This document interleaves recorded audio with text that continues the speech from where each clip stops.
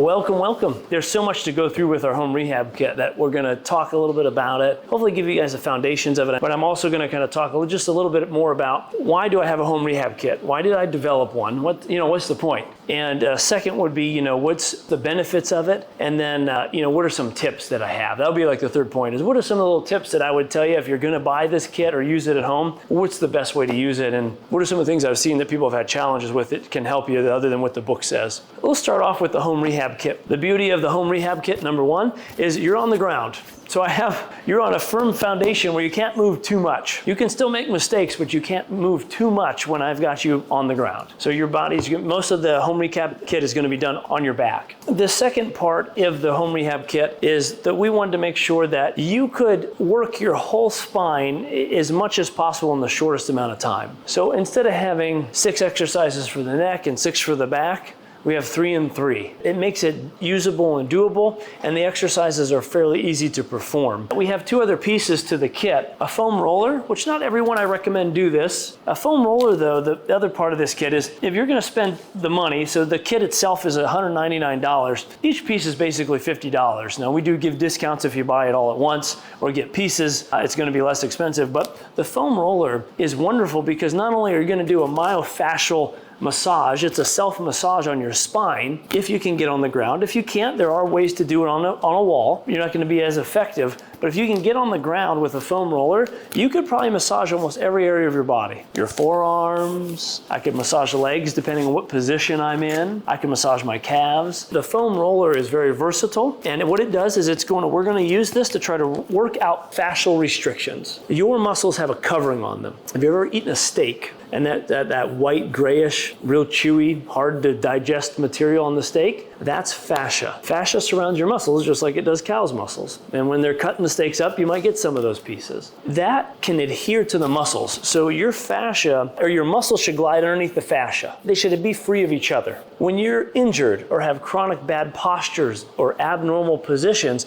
that fascia gets adhered to the muscles and it doesn't move well. Those adhesions or fascial restrictions then start to cause trigger points, bad blood flow to those areas of the muscle. They might become what we call ischemic, meaning that those muscles aren't getting good blood, but they're not going to function as well and they're more likely to be injured. So if we take the fascia and we break it up, meaning, we roll it out and we try to get that gray area kind of tenderized, then we can start to allow those restrictions and where the muscle can glide underneath that fascia. So releasing fascial restrictions is number one. The other would be trigger points. If you've probably had anyone ever get behind you and push on a knot in your shoulder, that's a trigger point. So if I had a trigger point in my thigh, I would lay on my stomach and I might get this roller right on that trigger point. It will be painful. But if I can relax and breathe a little bit and allow that to just keep pressure into that trigger point will usually break up. And that trigger point in your muscle is just a muscle spasm that is uncontrolled, it's just stuck. And so the only way to really fix that is obviously improving your posture, hence why we're going to talk about the home rehab kit. But ultimately, if you're trying to get those muscles to reset, you need to break those trigger points up. So pressure on them,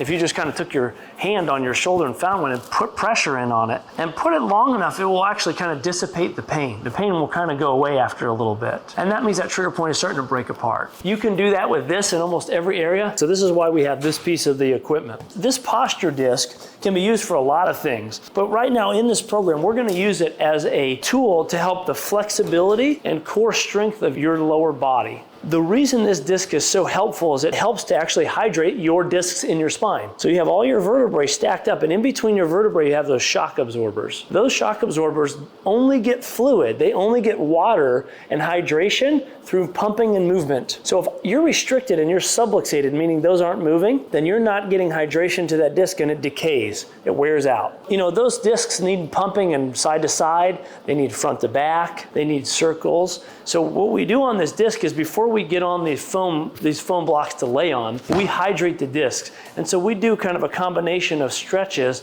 a lot of side to side motion, but also some front to back motion. We'll do our arms in the air because you'll feel even a little more of a stretch in here. So you're getting a whole body flexibility and core stability strengthening by moving this. And you're just doing like 5 reps each side. So you'll do 6 different exercises on this to warm up your spine, hydrate your discs, and get your muscles prepared for movement. So step 1, this probably take a couple minutes tops. That can just sit on any chair. And so if you work at a desk or you do sit, until you get to work and use it all day long. If you get tired of sitting on it, put it behind you and it will remind you not to slouch because it will hold you up. Very versatile. You can challenge your balance on it. You could lay your stomach on it and arch over a bed or something just to stretch. Lots of different things. You could lay on your back and put it right underneath your middle back just to stretch, just like so, okay? That's the posture disc. That's number one piece of the home rehab kit. Number two would be your foam roller to get those trigger points and adhesions out. So if we've worked out the adhesions, we get the muscles working better, we've got some blood flow to them, then we're gonna get where we start to lay on these blocks. The fulcruming kit is gonna be used for a couple reasons. So why do we have the foam? Well, number one, the foam is dense enough that it gives resistance to the curves of our spine. We're trying to reshape the curves of your spine. So when you lay on this, you'll see we're going to try to reshape the curve in your neck and your low back. The middle back will kind of fall into place once these are extended. The fulcrums themselves not only are going to reshape your spine, so if your spine is going to be healthy as possible, you need proper curves and you need proper movement. If you have good motion and good alignment, your body should not wear out. It will because we sit too long or we've had injuries that restrict areas. That's why me as a chiropractor, I am going to reset all the little joints of your spine that get stuck and restricted due to all the things that have happened to you and are currently happening. But once I reset those, the only way to try to keep them in a better mobile place is to start to reshape your curvature and exercise them or move them. The fulcrums, they have enough resistance that I can get stronger by pushing into them. And you'll kind of see when I lay on them, they'll resist my movements. And that resistance will allow strengthening to happen.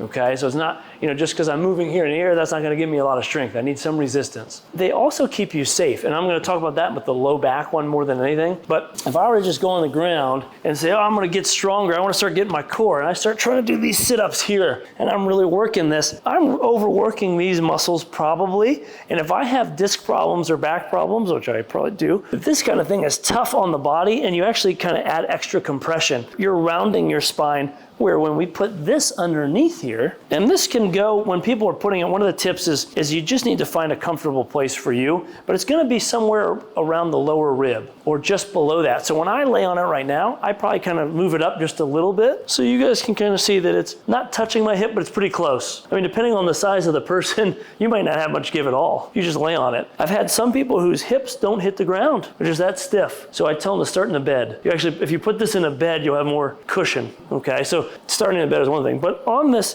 block now has me in a curved position, and when I do a little curl up, it actually supports me. It makes me so much safer. And we do suggest a curl up, so some people may only be able to do this. Just get their chin tucked a little. Might be able to get their shoulder blades off. Ultimately, we want to try to hold here. That would be the key. Slow to work and slow to come back is a tip number 4. You want to make sure you're coming up slow, holding for 5 seconds with all these exercises, and then slowly coming down. You're unrolling yourself one piece at a time. The slower you do these, the better with all these. So if I did my 3 exercises on my back, which I'm not even gonna do them all this moment, that was kind of the one that's the hardest, is that you do your 3 exercises and then you would put the cervical fulcrum underneath your neck. Now I've had some people confused how it goes. You want your head to kind of go down the hill. So this is gonna butt up right against your shoulders. So that's the other tip is you find your spot here and then you're gonna kind of move it so that you're pretty much hitting your shoulders or close to it and your head just hangs right over. So if all you did at first was buy this kit and you were really in a lot of pain and you weren't very flexible, you couldn't get on the ground, you just go in bed and you try to lay right on these in bed. And anyone could do that. How does this resist me? Well, I just push back. I'm just gonna push right back like that. So that's one way that's just gonna help support you. Another way, we might turn. We're gonna turn and strengthen this way or this way, but we're holding it. We're holding it for 5 seconds. All these we hold for 5 seconds, okay? And so there's 3 motions with the neck that are very simple, but we're gonna extend, we're gonna turn, and then we call this lateral flexion, but you're basically pushing your ear in this way. This one's kind of the hardest one to do. You're just pushing in, just like so. When we do these, we have what we consider beginner ways to do the exercises, which means that you'll get on the blocks and you'll do the exercises. And then we have ways that you can start to make it more challenging for yourself. So we have an intermediate and advanced ways to make them, even harder. So with the neck, you're really doing the same motions, but you might be using the leg. For example, we have ways, I guess we've created ways so that you could do this program for quite some time and still get some variety and get some some challenge, probably over a good 12 weeks easily. But when you're doing those challenges, the exercises for the low back can be done in a way that is more challenging. The first thing we usually do is we do a march, and that march is very simple, but always, if you're using anything underneath, you're doing any kind of exercise for your core, you want to tighten your core. You almost want to, I'm pushing my back into this block. The block is my feedback. If I'm overextended and I'm not really pushing into the block,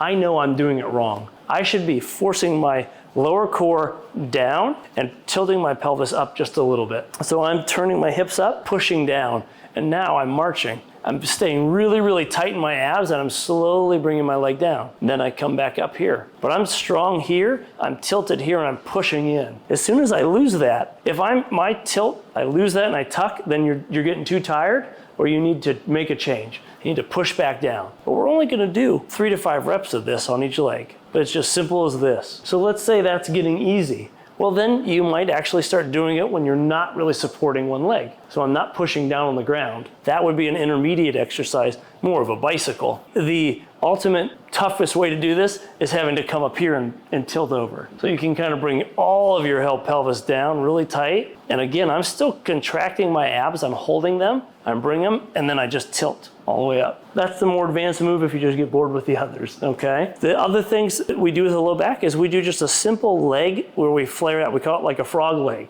But it's simple. For some people might see this and go, oh, I can throw my leg out here. This is no problem. But if you're not trying to contract and hold this strong on the other side, you're missing the point. I'm still tilting my pelvis and pushing down as I bring this out. And I'm trying to bring it out as far as I can. I'm not very flexible, but I'm gonna bring it back nice and slow, but I'm staying controlled. This should not move on the other leg. All your actual work is on the other side. This is stretching. So we do the other side. If that gets easy, well, maybe you come here and then you kind of come all the way around, just like so.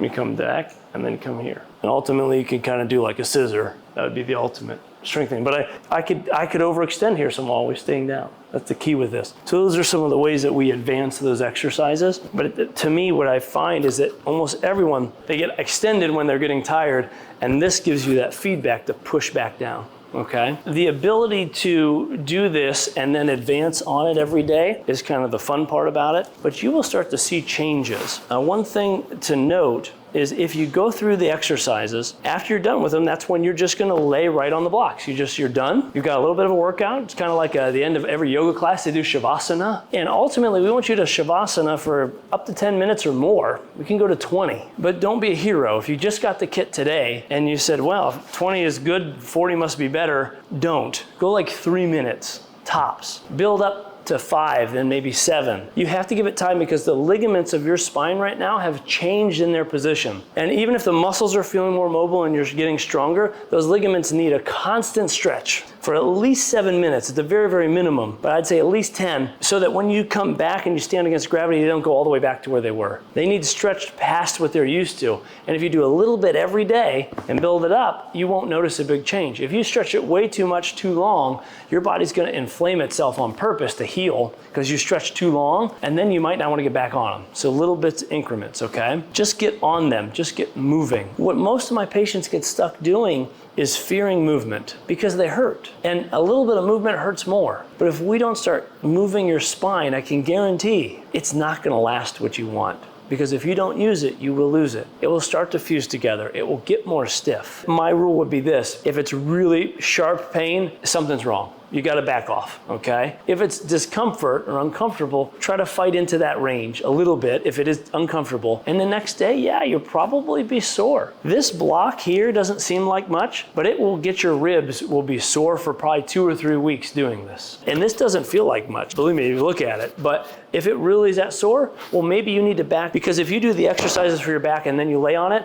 maybe that's just a little bit too much for you. Maybe you could do a couple less of the exercises and lay on it a little less time, but you still build a little bit at a time, if the discomfort's that much. Or you might have to take, break one day and then go back to it. Give it one day to heal. Even get on it for a moment and just move a little bit, because anytime, if anyone's ever worked out and they got really sore from the workout, one of the best things to do is do that same thing, but just gently and lightly to move it again, because that gets the inflammatory chemicals moved out. If you don't move, the inflammation just sits in there. And you gotta break up some of the scar tissue because you created some by doing it, and you want the fibers of your scar tissue you're creating to heal properly, you want them to be in alignment. When you first kind of tear open or rip open tissues that you're trying to change, they're in a mismatched pattern. And if the way to line that up is by stretching and continuing to move that, okay? That's why after surgery, they want you to keep starting to move things because you want things to grow in alignment. Hopefully I kind of help people understand a little more about it, and that's why I want this so that people can watch it later. Well, thanks for coming.